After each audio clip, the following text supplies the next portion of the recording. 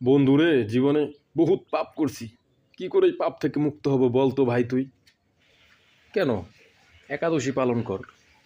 তুই সত্যি বলছিস সকল পাপ মুক্ত হয়ে যাবে? আরে ভাই হ্যাঁ রে, পূর্বে আমি যত পাপ করছি, যত পাপ আছে সমস্ত ধ্বংস হয়ে যাবে, সব পাপ থেকে আমি মুক্ত হয়ে যাব। শাস্ত্রে ভগবান শ্রীকৃষ্ণ বলেছেন, আমরা যদি একটি একাদশী পালন করি তাহলে পূর্বের যত পাপ আছে সমস্ত পাপ ধ্বংস হয়ে যাবে, সে একেবারে পাপ মুক্ত হয়ে যাবে। বাঁচালি রে ভাই।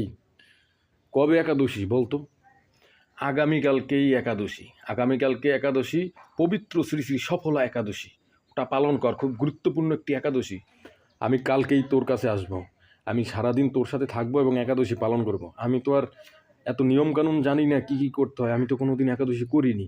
কালকে তোর সাথে থেকে তারপর দুইজনে একাদশী করবো, আমাকে তোর সাথে রাখিস কালকে। ঠিক আছে ভাই, চলে আসিস। তুই কালকে সারাদিন আমার সাথে থাকিস, একাদশী পালন করিস। ঠিক আছে, আমরা দুই বন্ধু একসাথে মিলে একাদশী করব।